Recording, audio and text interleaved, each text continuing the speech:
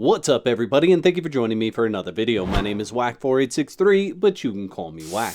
In today's video, we're taking a look at Enshrouded. Now this was recently released as a demo, and I got my hands on it for a short amount of time. Enshrouded is a game of survival crafting and action RPG combat, set within a sprawling voxel-based continent. As you journey across the mountains and deserts of an open world, you are free to choose your path and shape your destiny. Ignite the ancient power of the flame and piece together the fragments of a story that unfolds below the surface. Now, before I get into talking too much about the game, I want to explain that what you are seeing is a demo for a game that is planned to release in early access. And as of the making of this video, there is no planned release date for it to come to early access. So this is what I would consider a beta preview of the game. Technically, it could be an alpha view of the game because coming soon on Steam really doesn't mean a whole lot. You can stay in that status of the game for a long time. So this could be as early as alpha. However, I feel like a lot of the core mechanics are already built into Enshrouded. So I'm thinking it's more in the beta stages of development. Much like many other games in the survival crafting genre, you come out to an open world area where you have to learn everything for yourself. Enshrouded is no different in basically just pointing you in a certain direction and letting you figure things out for yourself. There's very little in the demo that would guide you in terms of what you should be doing next. The couple of things that did pop up as journal entries were to claim a spot to build and to find another survivor. As far as the crafting and finding different recipes, that just came through playing the game. Picking up different resources or crafting certain items would unlock other recipes.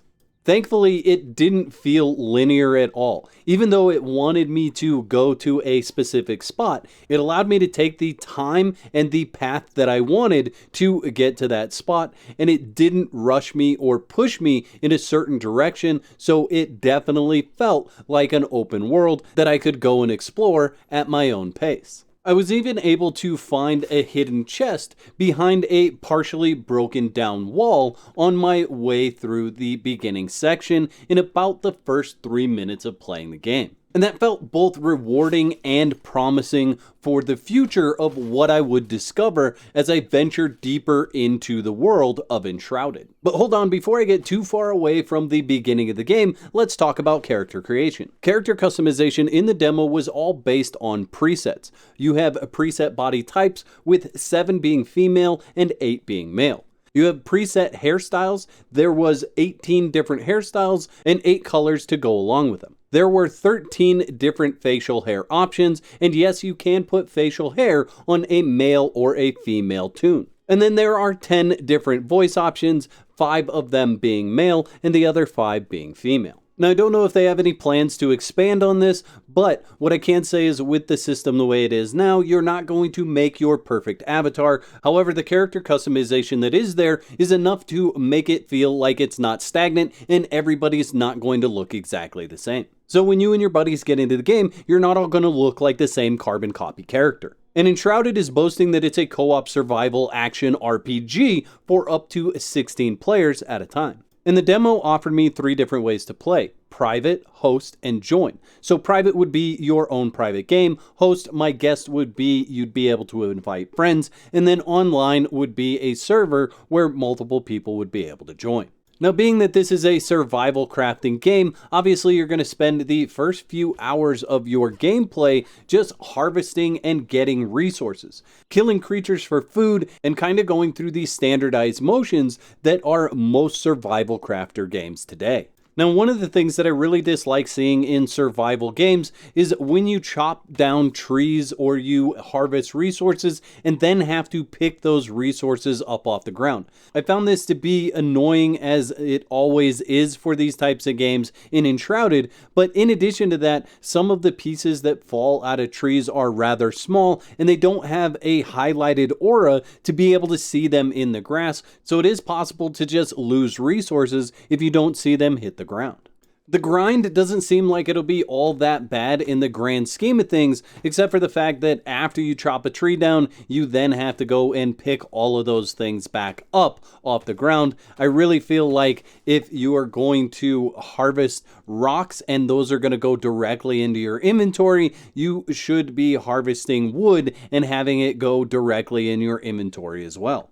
Honestly, I don't like the treating of resources different ways. Some resources fall on the ground and you have to pick them up. Other resources go directly in your inventory. And I honestly feel like when developers put mechanics where the resources fall on the ground in the game, that is just a way for them to fluff the amount of time that you're actually playing.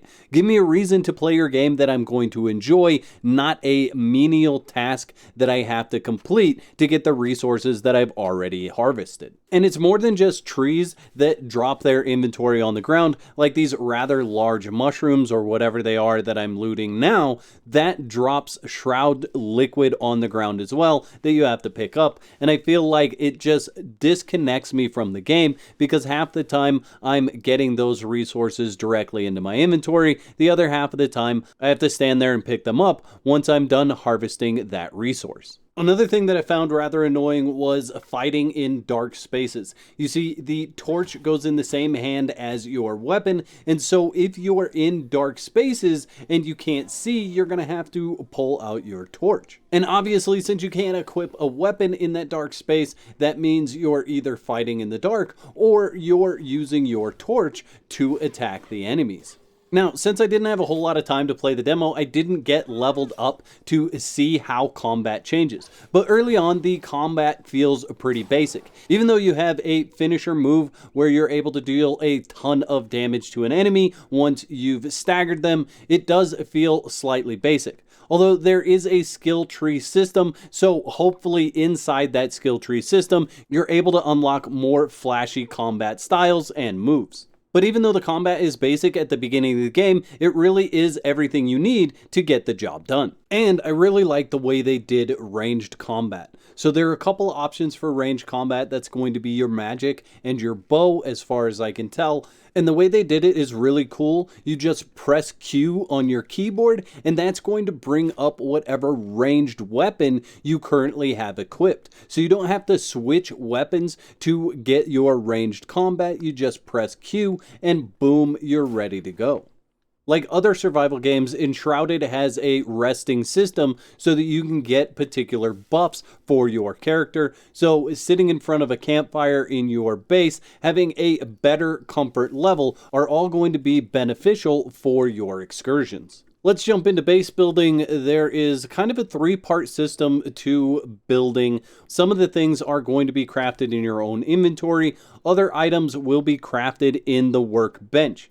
You then use those items, like the rough wood blocks, in conjunction with your building hammer in order to actually build your base. And honestly, it's a really easy system. I didn't have any issues kind of jumping in and being able to throw down the foundations, throw the walls up, the whole 9 yards. Now, this is a voxel building system, so even though something is tall, you could actually place it shorter or in ways that you can't build in other games. Additionally, there are options to carve out certain sections of walls and make really cool and unique buildings. You guys know I'm not a huge builder. I'm not great at it, so I will leave the building kind of at that. It's an easy system to pick up. I didn't have any issues with it, and I think that you can create some really cool things with this building system. Down to the bottom line, I'm really excited to check out Enshrouded as it continues to be developed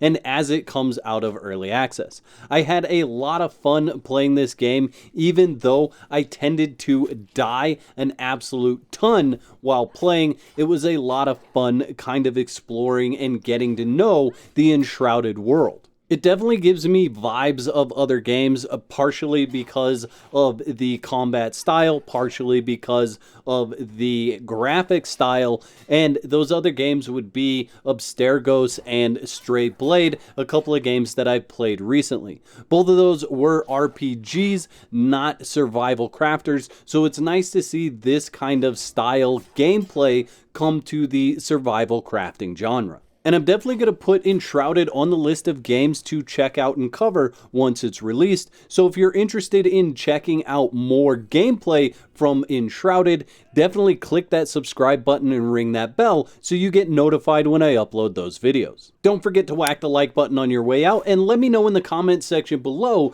if you're excited for the release of Enshrouded. I'd like to thank all my YouTube members for your continued support. Y'all are absolute legends. If you'd like to become a legend, there's a button that says join on this page. Click that for details.